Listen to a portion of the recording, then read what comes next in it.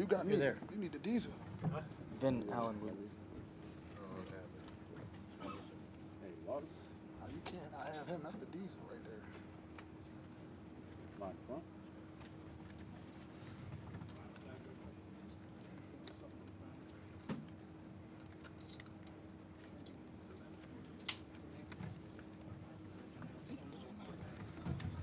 Here he is. We good. Tommy? Thought we were going to end the year like we started it, with them not having our names right.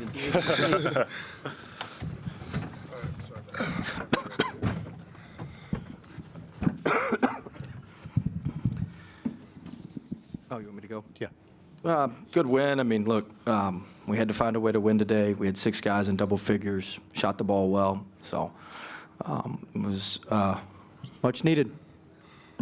Questions, raise your hand. Let us get the mic to you. Let us know who you are, who you're with. First question, front row. Charlie Gribble, 24/7 Sports. Coach, Pitt hasn't hit 12 threes in an ACC game all year until today. Yeah, they hadn't seen our defense till today either. Just kind of what you saw, especially in the first half on that side of the floor. Well, we had to weather the storm a little bit. I mean, look, they hit some tough ones. They had a couple off the bounce. They hit one at the end of the shot clock. But you know, you had to weather the initial storm. They were shooting almost 70%. I think they were 8 for 12 to start the game, and they finished 4 for 15. So you're hoping for some regression back to the mean, and they started playing more through Corin, who was obviously tremendous for them today. But the one good part about them taking all the threes is we could actually rebound. And so, we didn't get annihilated on the glass like we did when we played them up at Pittsburgh. So that certainly helped us. But look, Pittsburgh played extremely hard. They're down a bunch of guys. What Coach Capel's done with those guys to get them to play like this and hang in there is incredibly impressive. So hats off to them. They played really well. I thought Witherspoon played great. He's grown throughout the year, and Dunning's been shooting, he's been shooting 48% the last month from 3. He was 3 of 6 today. So, they've got good players, and those guys made shots.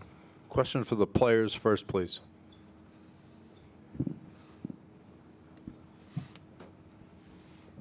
Front row. Front row. For Q, just what you could say, 24 points in this game, what you were able to do offensively, the strikes that you had, the chances that you took, and just how you took over this game. Just Coach did a great job of, finding the mismatches, using my height very well. He understands the spots that's best for me to be efficient. So, and, I got teammates that trust me, and we just went with it. It was it allowed me to open up more shots also for my teammates. And then we got our threes going. They start double teaming. We got more open shots. So it was just, Coach just pinned me in the right spots and just trying to get me to get the team to move, basically, and find advantages. And I think that's really all it was. Second row, aisle. Yeah, it's also for you. I saw you kind of bouncing and bobbing with the band. You waved to the band. You were initiating the ball to Abel. You just seem to really be enjoying your NC State experience and connecting with everyone. Could you just speak to that if you don't mind? We had talks, and it's just like, us and the guys came together and realized that we're not going to get none of these moments back. So, and when we're in these type of environments and playing against these type of teams, everyone matters. The band, the cheerleaders, the people behind the bench, our crowd, like everybody matters. So the more people that's into it, the more help we got, the more support we feel, and the more people we got behind us. And we appreciate all of them. We need that to get us going. That's what fuels us. That's what gets us going.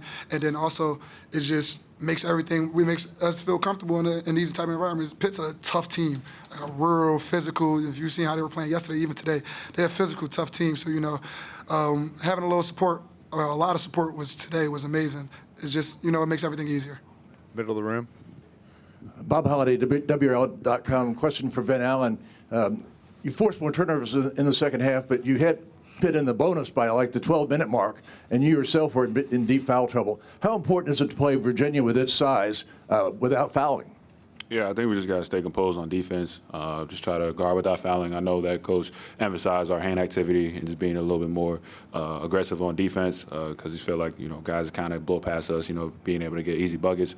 But we worked on it, and we just want to make sure we just be smart, composed on defense. We know that Virginia's a physical team. We saw them twice, and the results we didn't want and we didn't get. But just know that it's the third time, and we know we got to learn from our mistakes and our experience and make sure that we do as well and not take guys in foul trouble. Second row right in front of me. Yeah, for Ven or Q, it would have been a long wait till Sunday had you guys lost this game. Was there any talk about that before this game, sort of needed to handle your business, make sure you don't give the selection committee anything to think about? I feel like the only thinking it was just, like I said before in the last comment, this our last shot, let's go make something happen. We ain't gonna get none of these moments back. We're gonna look at this 5-6 years from now down the line. We don't want to have no what ifs or no if we would have did this. So we just back against the wall, full throttle now. Yeah. Yeah, we just want to take advantage of every opportunity. Like Hugh said, we don't get these moments like this back. Me and him are seniors, and we got a couple other seniors as well that is going to be moving on to the next level, however that looks for us, and that we want to enjoy this moment. And, we don't want it to end anytime soon. We want to continue going on a run, make sure we enjoy and keep winning because that's really important for us, and that's what we want to continue to do for us. Front row. Q, this is your third ACC tournament. I think this is the first game that you've won. Can you remind us just what did you feel like as a freshman or a sophomore at another school long before maybe you could even imagine being an all-ACC player and being on a contending team? To be honest with you, I never had none of these thoughts in my mind, especially when going to McNeese, trusting coach and things like that, I really just followed him and followed the platform, followed the guidance from him, and he really led the way, made it easier, and it just all fell into part. I had to do my part, of course, by working hard and, trusting the process, going through the little mishaps that happened, but if I can tell you that I seen this happening, I'd be lying to you. I didn't, I just trusted the work, trusted the people that are around me that really supported me and had my back, and trusted my team. My team helped me really get to that, them making shots, them, trusting me to be the leader, trusting me to make the decisions with the ball. I make crazy decisions and, them never judging me and things like that. So it's just, that all led up to me being able to get that award, So really hats off to coach and all my teammates and things, I wouldn't have got it without them. Okay, guys, thanks. Head back to the locker room. Go back. Thank you. We'll take questions for Coach now. Second row. Second row. Yeah, Will, the connectivity that Quadir has, how many times have you seen that sort of lift up his teammates? Has that ever really lifted you up as a coach, too? Look, the best thing he does is he gives everybody a lot of confidence. He makes you feel 10 feet tall and bulletproof. So he gives guys a lot of juice. He gives guys a lot of confidence. He's always he's always sure about stuff. He's not always right, but he's always sure. And so he has a good, really good way about him, and people are drawn to him. And so he has a natural kind of ability to attract people and to galvanize people, and certainly helped us. Back left. Coach, at the end of your opening comments, you said that this win was much needed. Given how the regular season ended, how important is the runway of this week to have you guys playing well or gaining confidence going into next week? Well, there would probably be no next week if we lost today, so this was important, or we'd have been in real trouble for next week. So this was important, and we need to try to play better against Virginia. I mean, we've gotten our doors blown off twice by Virginia, so we need to try to play better and see if we can make a game of it tomorrow.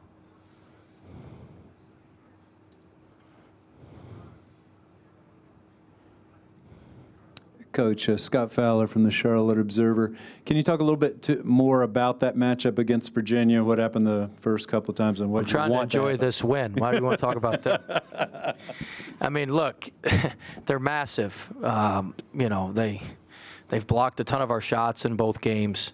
The first time we played them, they didn't have the shooter White, and then the second time we played him, he did what every shooter does against us, which make a bunch of shots. So. Look, they're a really good team. They're really well coached. Coach Odom does a great job, and they're massive. And we're not the biggest a lot of our defensive issues is we just our positional size isn't very good, and so there's not a lot of answers sometimes with that, and so we've got to find a way to see if we can just hang in there tomorrow and see what we can do. But I mean, we've been outclassed both times at home and on the road. We've been outclassed. Front left.